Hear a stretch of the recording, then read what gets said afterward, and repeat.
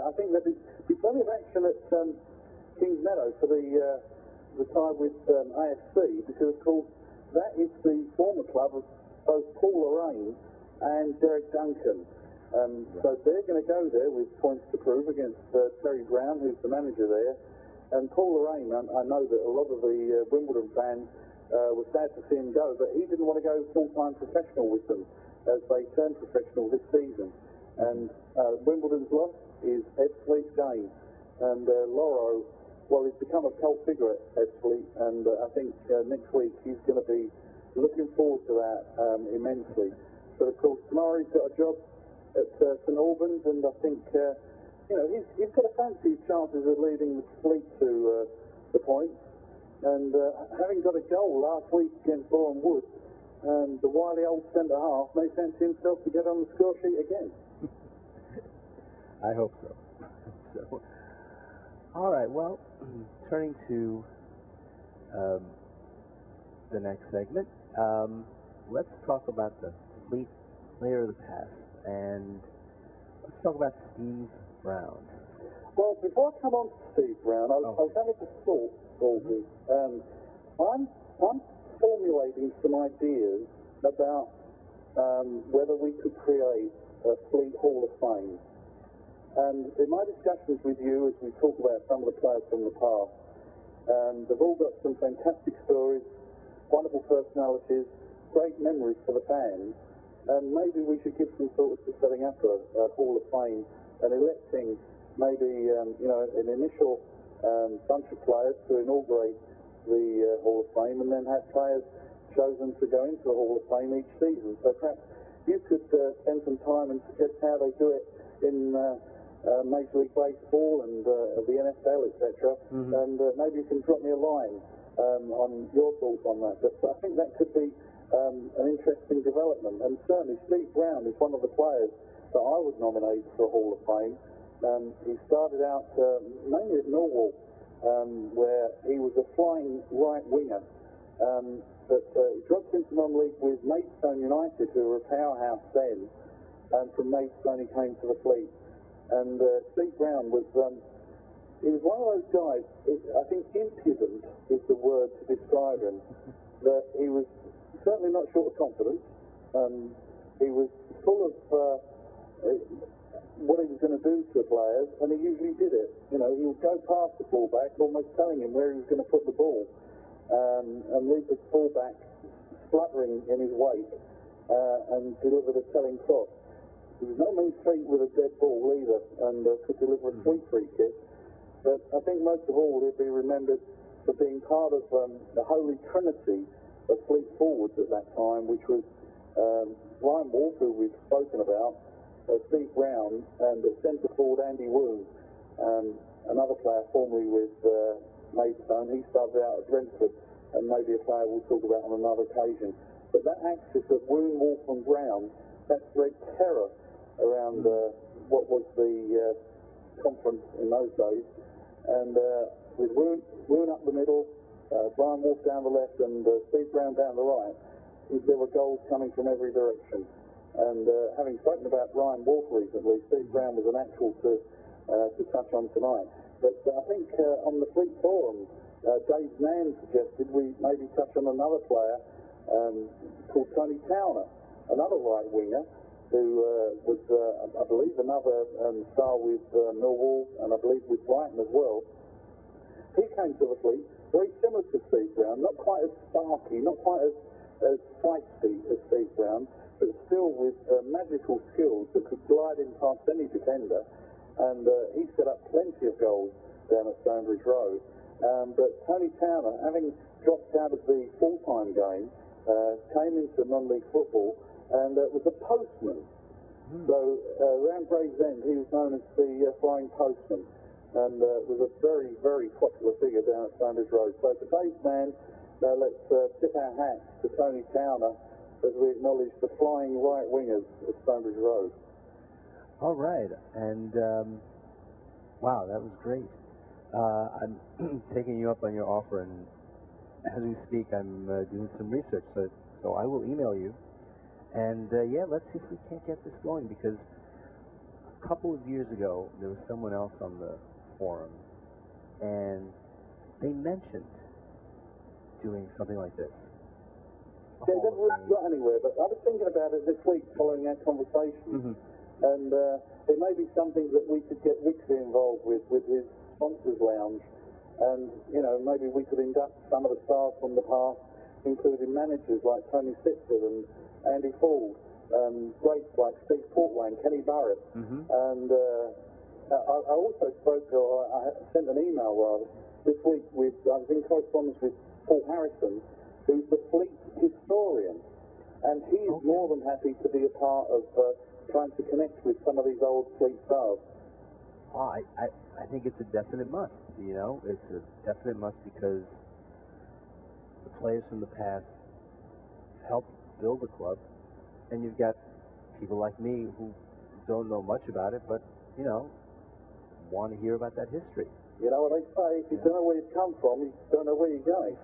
Right. So, you know, I'm all for it. Well, that's maybe something we can talk about in future weeks. Yes, let's do. All right, Charles, it is always a pleasure talking to you, and we'll talk next week then. Okay, I'll be very excited by this time next week. Yes. All right. Have a good weekend. You too. Bye. Bye.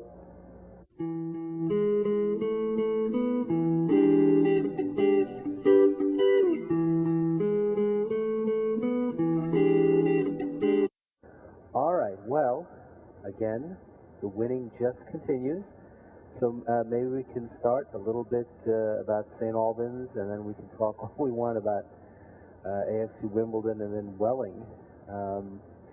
So yes, a good win last Saturday against St. Albans, 3 points. And I noticed something interesting, that out of the top 10 teams, 8 of them all won. So essentially, everybody's in the same position. So good thing we won. I think you're absolutely right, and it shows that probably this league is beginning to settle down now to probably 2 leagues within it. The top 8 to 10 that you mentioned, and then the other teams down below that that are finding it harder to get consistency. But the teams at the top end of the table, they seem to have found a rhythm about them. And whilst one or two have faltered, Bromley, one that comes to mind recently, other teams like Chelmsford, the Fleet, Welling, Dover, you know, they seem to be in a groove now, and you get the feeling that the teams that are going to be challenging for promotion are going to come from that top section as it stands at the moment. Yeah, no, I agree. I mean, that's just what it looks like, and things, you know, don't get any easier. But actually, I'm mildly surprised at the Fleet's progress this season. I think most of the bookmakers, they figured the Fleet were going to end up around mid-table, around maybe 14th, something like that. And I think probably that was before people saw the players that Liam managed to get in and how well they've blended. Probably we're ahead of schedule at the moment, and I'm pleasantly surprised at how well it's gone so far. Yeah, I remember talking about this before the season began. I mean, I think we can probably talk about Liam, what a great coach he is, you know, what it takes to motivate the players. We talk about the players themselves. You know, I think in addition to that, there are no injuries, and any injuries, the players have stepped up. So I guess injuries also has to do with training. I know Liam spoke about the part-time regimen, you know, that they practice twice a week. I'm just wondering, maybe it'd be good to talk to whoever does the physio for the club, you know, just to talk about injury prevention, because I think injury is the other factor. The physio is Stuart Vasey, and he's a very accomplished young man, and he certainly looks after any injuries that do come his way. But I think Liam believes he's got a good bunch of players that look after themselves as well. That when they're away from the club, when they're not training or playing, you know, they look after themselves in the right way, so they prepare well. So when it comes to game time, you know, they're in good shape. And of course, it's like any sport, you know, whether it's baseball or American football or whatever. You know, when a team's winning, injuries suddenly clear up a lot quicker because there's so much competition for your place. And if you miss a game through injury, it's so harder to get back in. I mean, look at Dean Pooley. You know, Dean Pooley was out with an injury. Clint Easton switched to centre-back, and, you know, Dean Pooley hasn't got his place back yet.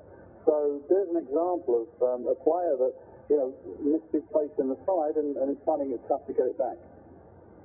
Yeah, and I guess also as a result of that, I have to look up the reserve league, but you know, the Fleet Reserve League seems to be doing well, so that's good.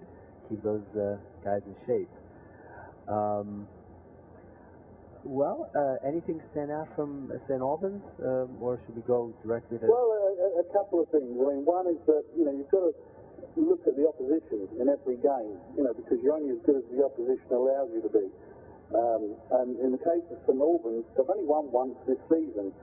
So I think it was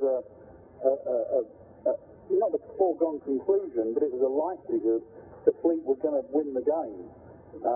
Because St. Albans haven't really sorted themselves out yet, and I think they'll be in that bottom pack in the league. So that was the first thing, you know. But, you know, once again, it was a bit like the Bourne Wood game, where the Fleet did what they had to do.